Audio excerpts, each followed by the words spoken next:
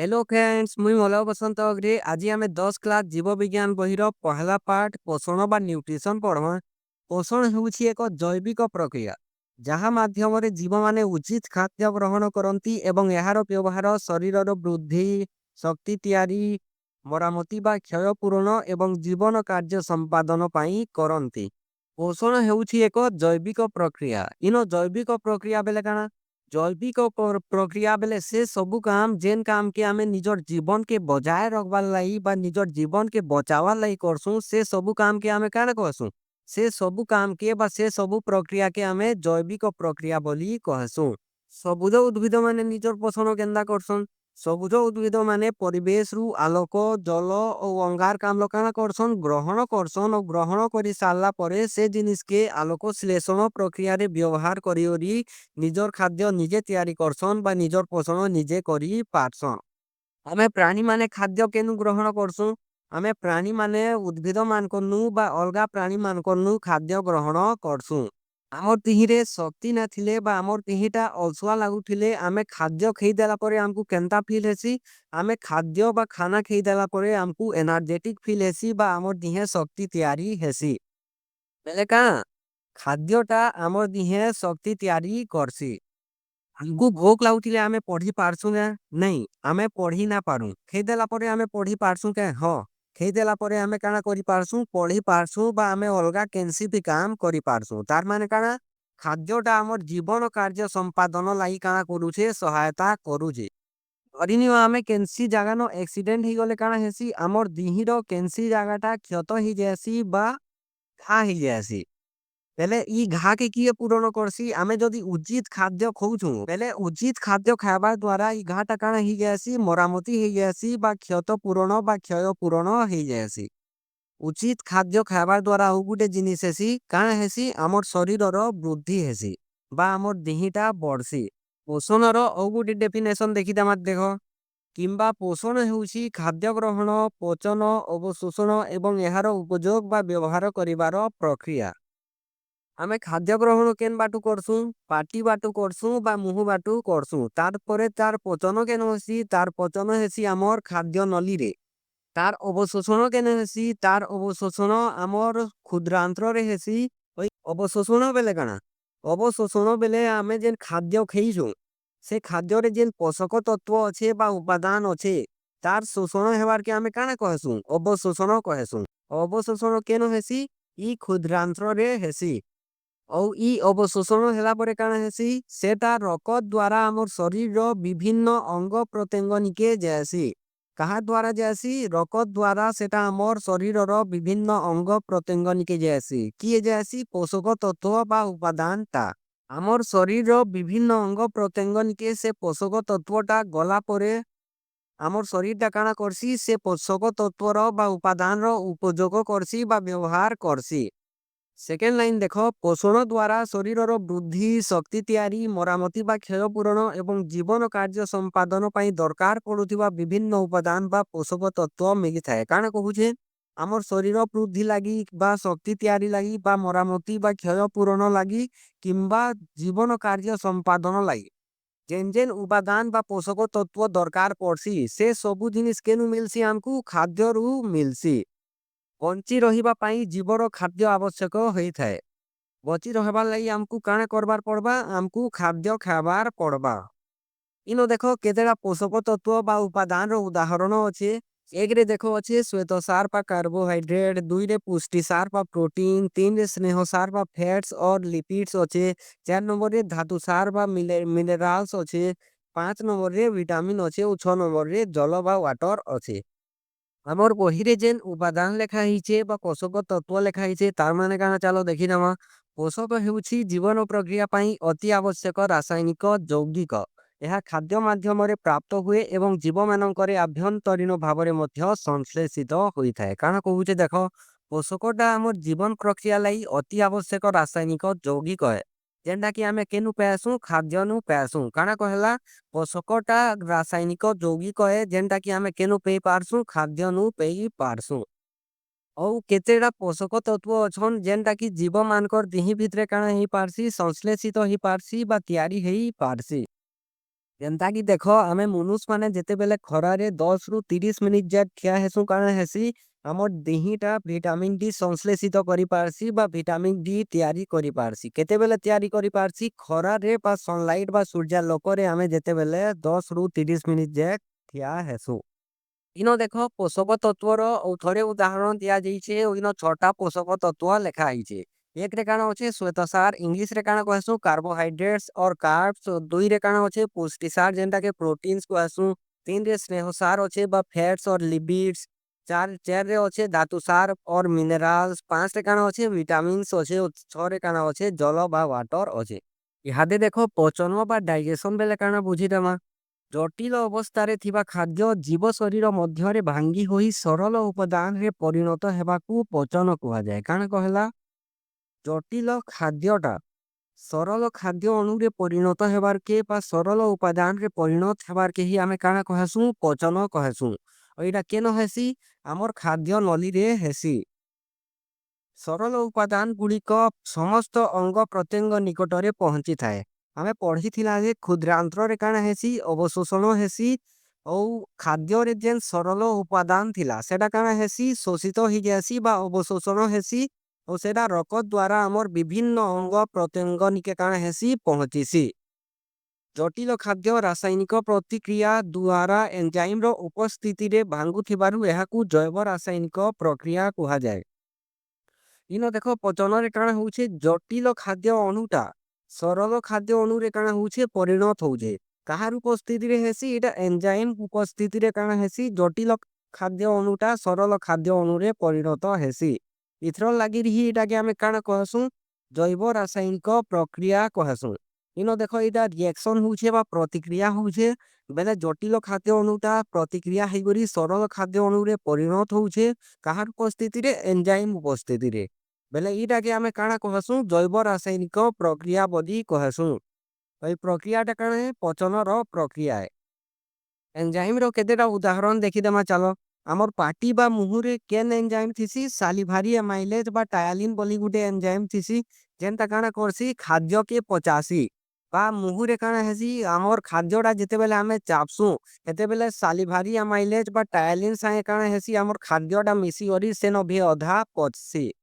पाकस्थली रे भी हेंदा एंजाइम माने अछन जेंदा की पेप्सिन और लाइपेज बेले पाकस्थली रे भी काना हेसी हमर खाद्यटा पाकस्थली निके पहुंचिला परे भी हमर खाद्यटा हेनो भी अधा पचसी। तापरे काना क्षुद्रांत्र क्षुद्रांत्र रे काना थिसी पैनक्रियाटिक एमाइलेज थिसी बेले क्षुद्रांत्र न गला परे भी खाद्यटा हमर पचसी बा पचन हेसी। केन एंजाइम द्वारा हेसी पैनक्रियाटिक एमाइलेज एंजाइम द्वारा क्षुद्रांत्र रे हमर खाद्यटा पचन हेसी। जीव माने पोषक तत्व किपरि ग्रहण करंती जीव माने खाद्य बा पोषक तत्व बा उपादान केनता ग्रहण करछन हेटा इहादे आमे देखमा। तो मुख्यतः जीव माने दुई प्रकारे पोषक तत्व ग्रहण करि पारछन। पहला काना स्वभोजी पोषण बा ऑटोट्रोफिक न्यूट्रिशन। सबुज उद्भिद आलोक श्लेषण बा फोटोसिंथेसिस प्रक्रिया रे निज खाद्य निजे प्रस्तुत करि थाए। सबुज उद्भिद माने काना करसन गुटे विशेष प्रक्रिया करसन जेनटा के हमें आलोक श्लेषण प्रक्रिया बोलसु बा फोटोसिंथेसिस बोलसु जहा द्वारा काना करसन इमाने निजर खाद्य निजे तैयारी करसन और निजे पोषण नेसन। काना कहली मुई सबुज उद्भिद माने आलोक श्लेषण प्रक्रिया करी करी निजर खाद्य निजे तैयारी करसन और निजे पोषण नेसन।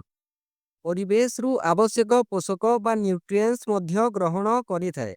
उद्भिद माने काना करसन आलोक श्लेषण प्रक्रिया करबार लागी परिवेश रु भी केतेटा उपादान नेसन जेनटा व्यवहार करी करी काना करसन आलोक श्लेषण प्रक्रिया माने करि पारसन। चेरो द्वारा कांकाना नेसन चलो देखि दमा चेरो द्वारा nation phosphorus potassium iron oxygen और हाइड्रोजन। ई जिनिस माने काना हेसी ई जिनिस माने जल संगे मिसी करी रही थिसी बेला जल के जेते बेले चेरोटा ग्रहण करसी सेते बेले ई सबु जिनिस माने मिसी करी जल संगे चेरो निके पहुंची जाएसी। बेले जलटा जेते बेले चेरो के देइरी उद्भिद निके ढुकसी सेते बेले काना हेसी जल द्वारा ई सबु पोषक माने काना हेसन उद्भिद निके पलई जाएसन काहे द्वारा चेरो द्वारा। पत्रनु उद्भिदटा काकाना पोषक नेसी चलो देखि दमा नाइट्रोजन कार्बन ऑक्सीजन और हाइड्रोजन नहीं पारसी। इटा कहार द्वारा नेसी इटा वायु द्वारा काना करसी वायु के जेते बेले शोषण बा आलोक श्लेषण प्रक्रिया लाई ग्रहण करसी हेते बेले हेटा वायु संगे मिसी करी पत्र संगे मिसी करी काना ही जासन उद्भिदर दिही भितर के ढुकी जाएसन। 2 नंबर रे अच्छे इटा हमर परोभोजी पोषण जेनटा कि आम इंग्लीश रे काना कहसु हेटेरोट्रोफिक न्यूट्रिशन। किंतु प्राणी और अन्य सब जीव खाद्य पाई उद्भिद उपरे प्रत्यक्ष बा परोक्ष भाव में निर्भरशील। काना कहूचे देख सबुज उद्भिद के छाड़ी करी जेते भी प्राणी अछन बा अलगा जीव माने अछन से माने खाद्य लाई ताहार उपरे निर्भर करसन। उद्भिद उपरे प्रत्यक्ष बा परोक्ष भाव में निर्भरशील आन बा निर्भर करसन। से माने उद्भिद द्वारा प्रस्तुत और गच्छित पदार्थ को बा अन्य प्राणी को खाद्य रूपे ग्रहण करिथांती। काना कहूचे देख धरिन आमर मनुष्य मानकर उदाहरण गुटे नहीं जाऊँ बेले आमे उद्भिद मानकर बहुते जिनिस खाएसु और प्राणी मानकर भी बहुते जिनिस मिलसी हेटा आमे काना करसु खाएसु बा काना खाद्य रूपे ग्रहण करसु। आगाने सेटा जेनता कि उद्भिद मानकर थी देखो आमे पतर फल फूल मूल ई सब जिनिस के काना करसु खाद्य रूपे ग्रहण करसु। इनो अच्छे तुम देखी पारुथिब प्राणी मानकर आमके काना मिलसी देखो गुरस अंडा चिकेन और अलगा केतेटा भी जीव अछन जहार मांस के आमे काना करसु खाद्य रूपे ग्रहण करसु। जैव रासायनिक प्रक्रिया बा बायोकेमिकल प्रोसेस बेले काना चलो देखमा जीवित जीव मानक शरीर मध्य हेउथिबा समस्त रासायनिक प्रक्रिया को जैव रासायनिक प्रक्रिया कहा जाए। काना कहूचे देखो जीवित जीवर शरीर भितरे जेते भी रासायनिक प्रक्रिया होउछे सेटा के आमे काना कहसु जैव रासायनिक प्रक्रिया बोली कहसु। जीवित जीवर शरीर भितरे जेते भी रासायनिक प्रक्रिया होउछे एटा काना कहसु एटा के आमे जैव रासायनिक प्रक्रिया बोली कहसु। एथिरे एंजाइम पुष्टिसार और न्यूक्लिक अम्ल डीएनए एवं आरएनए इत्यादि भली जैव अणुर व्यवहार होई थाए। ई जेन जैव रासायनिक प्रक्रिया हेसी हेथि केन केन जैव अणुर व्यवहार हेसी बोलुछे एंजाइम पुष्टिसार और न्यूक्लिक अम्ल जेनता कि डीएनए और आरएनए रो व्यवहार हेसी कहूजे।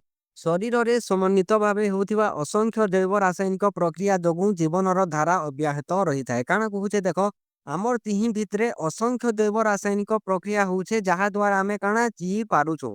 एही सब प्रक्रिया पाई शक्ति आवश्यक। ई जेन असंख्य जैव रासायनिक प्रक्रिया आमर दिही भितरे होउछे बेले सेटा के हेबार लागि हमकु काना दरकार शक्ति दरकार। और शक्तिटा केनु ऐसी आमे जेते बेले खाद्य ग्रहण करसु हेते बेले आमर दिही भितरे काना ऐसी शक्ति ऐसी। तो चलो जैव रासायनिक प्रक्रियार उदाहरण देखी दमा पचन शोषण आलोक श्लेषण और बहुत जैव रासायनिक प्रक्रिया काना अच्छे उदाहरण अच्छे। पचनटा आमे पढ़ी थिला काना होथिला सेनो जटिल खाद्य अणुटा एंजाइम रो उपस्थिति रे भांगुथिला भांगुथिला और काना बनौथिला सरल खाद्य अणु बनौथिला बा सरल उपादान माने बनौथिला। यादे देखो आमे चयापचय प्रक्रिया बा मेटाबॉलिज्म बेले काना बुझमा संधिरु पहला आमे अपचय बा कैटाबॉलिज्म बेले काना देखि देमा देखो सरल उपादान गुड़िक समस्त अंग प्रत्यंगर कोष निकटरे पहुँचवा पर एही प्रक्रिया होई थाए। काना कहूचे देखो आमे पढ़ी थिला जे क्षुद्रांत्र रे आमर सरल उपादान रो बा पोषक तत्वर काना हेसी अवशोषण हेसी और ई अवशोषण हला परे सेटा सरल उपादान ता काना हेसी रकस संगे मिसी जायसी और आमर सबु अंग प्रत्यंगर कोष निके पहुँचेसी। ठीक ई सरल उपादान ता आमर सबु अंग प्रत्यंगर कोष निके पहुँचिला परे आमर अपचय प्रक्रियाटा काना हेसी आरंभ हेसी। कोषरे सरल खाद्य अणुटी भांगी सेथिरु शक्ति मोचित हेबाकू अपचय कुहा जाए। शक्ति मोचन एक ध्वंसात्मक प्रक्रिया अटे बा डिस्ट्रक्टिव प्रक्रिया अटे। आमर सबु अंगर कोष निके ई सरल उपादानटा बा पोषक तत्वटा पहुँचिला परे काना हेसी देखो ई जेन सरल खाद्य अणु बा सरल उपादानटा अच्छे सेटा काना हेसी भांगसी सेटा भांगी करी अति सरल खाद्य अणुरे काना हेसी परिणत हेसी और ई अति सरल खाद्य अणुरे परिणत हेला परे सेनु काना बाहरिसी सेनु शक्ति निर्गत हेसी बा शक्ति मोचित हेसी और ई आमर शक्ति मोचन हेबाटा ही काना है आमर एक ध्वंसात्मक प्रक्रिया है। ये अपचय प्रक्रिया के आमे ध्वंसात्मक प्रक्रिया कहला जे कहला देखो इनो देखो सरल खाद्य अणुटा भांगी करी अति सरल खाद्य अणुरे काना होछे परिणत होछे हेथो लाई हेटा के आमे काना कहला ध्वंसात्मक प्रक्रिया बोली कहला।